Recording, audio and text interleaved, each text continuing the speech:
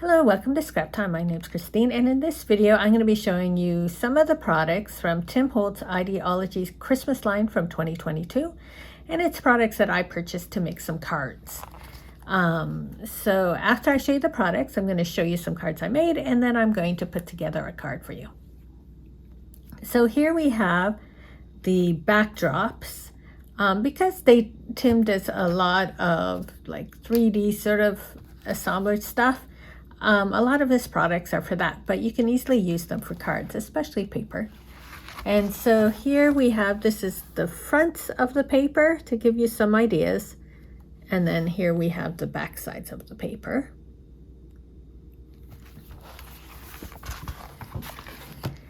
Then there's some great Deco sheets. It's like really glittery.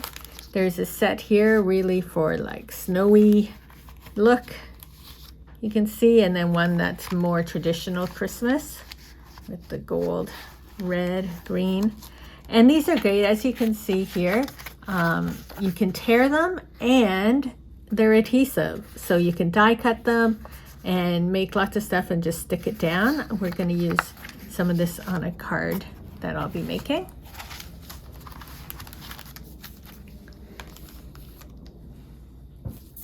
Then I always like the ephemera. There's an ephemera pack and what they call layers, which are some larger pieces of flowers.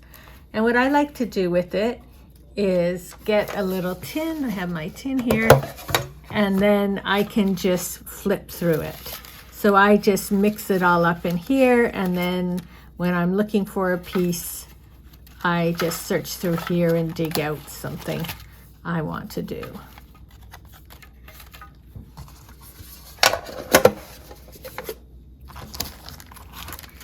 Then I got a few embellishments. There are these cute little candy canes. I thought they were sweet. These metallic droplets I've used on all my cards and I'll be using in the demo. Then there's this fringe. I haven't fully played with it, but I was thinking maybe like a wreath. I just took a piece and stapled it together, but I haven't played with it that much yet. And then there is the pine twine, and it's on metal, like a wire. Thank you. And so you could again make it into a wreath if you wanted. You can just put it across, staple it down. It has like a firmer texture to it, but I just thought that was sort of cool as well. And really, that's all I bought to make my cards. So I'll show you what I've done so far. I've been using a lot of the larger pieces as my focal, and then the ephemera, and of course the little droplets. And then all the coloring I did here, I used the watercolor pencils. I showed them in a previous video, just to add a bit of color to my projects. There's another one. Again, they're all very similar, but just I changed it up a little. I added a piece of little lace that I had. And these are really easy to put together and quick, so I don't have a lot of time this year to craft. So I just like, for my family, I can send them a handmade card and it doesn't take me that long. So I'm going to show you actually something similar to this card. So I have my backdrop that I made in the previous video with the watercolor crayons, pencil crayons. And that's what I'm going to use for this card.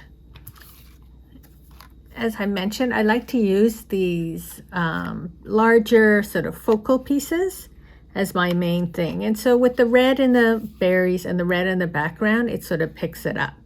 But because of that, I want a different color between. So I sort of I like to go with a green in this case. And I just tore this off the edge of the paper.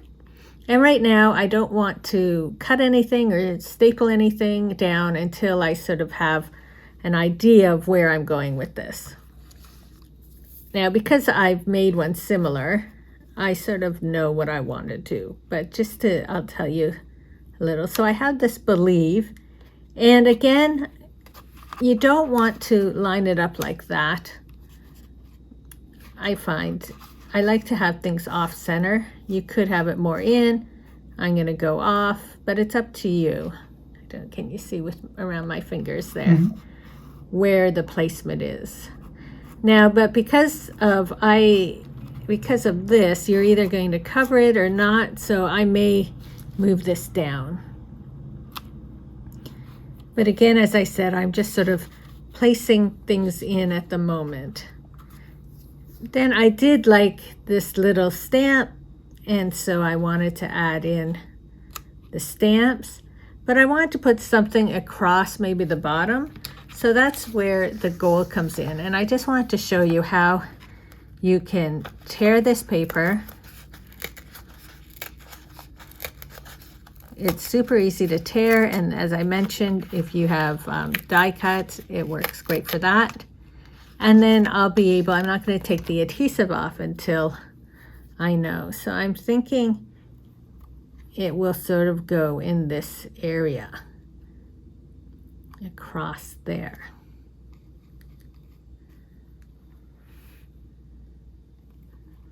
So because that will be on top, I might leave that for now, but bring this in. Now, I might bring it down. And then, so I'm going to take this off here. So I want to bring my stamps out a bit from the paper. So I want to push that strip of paper in a bit. But I might bring it down like that. So I want it to be off the paper a bit like that. I don't want the paper to be on this side of it. So what I'll do, and I want this a little lower. So what I do when I get it like that is I use my tiny attacher and I staple everything in place. And wouldn't you know it, I ran out of staples. 1 minute. Okay, we are back. I've refilled my stapler and I'm going to staple this in place. Whew. So now I know that that is in place. So what I'm going to do is I'm going to tear off my top and bottom. I'm just going to tear a little at the top. And for the bottom, oh, my thing is moving. I'm going to give that another staple. It's not as strong as I want it. Now, you may not like the look of staples. If you don't, you can glue it down.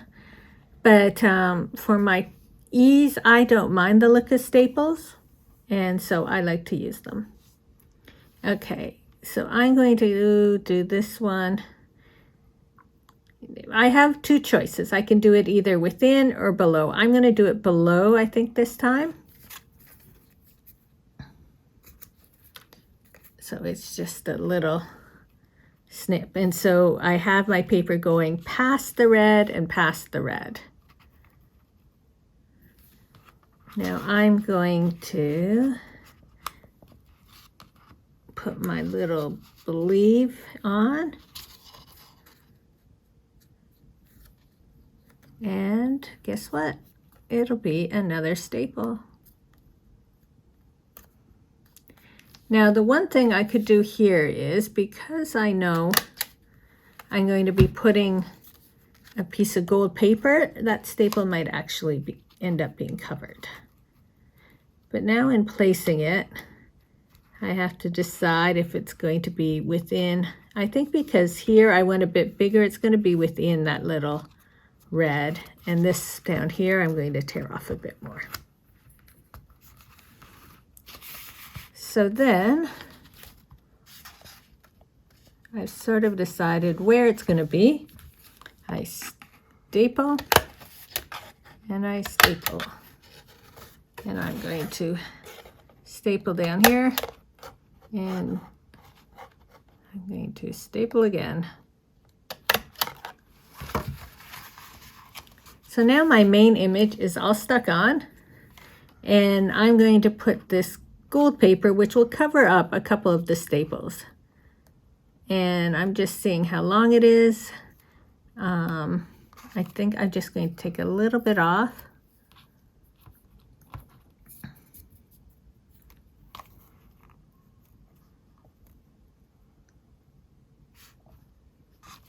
And now I've got to try and get it off.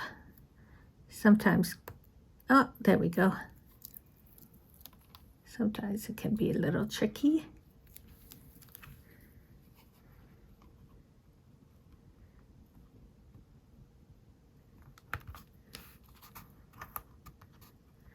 And because it went a little that way, I'm going to tear a little bit more off. Get off my finger.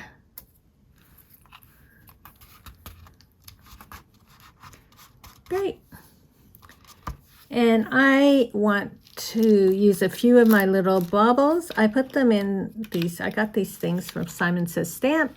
They're little triangle containers that you can easily put your embellishments in, which makes it easier to use them. And so I'm going to pick a few to use. I don't want, I think, the really big ones. I think I want the smaller ones. Is this one smaller?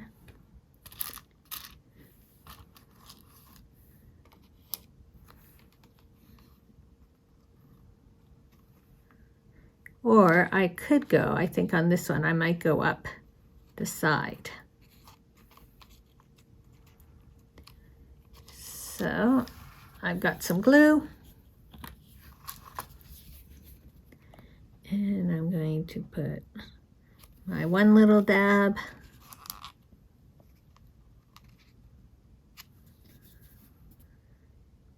And I just randomly placed them so far apart.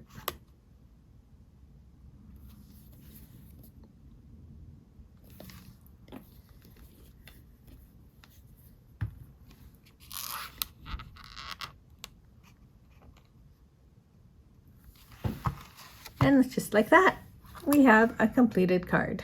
So that's a good thing, is if you just get some coordinating papers, embellishments, ephemera, you can easily make some cards fairly quick. And if you don't like to staple it, just use some glue and put it all down. I just find staples are quick and easy, and I actually don't mind the look of them.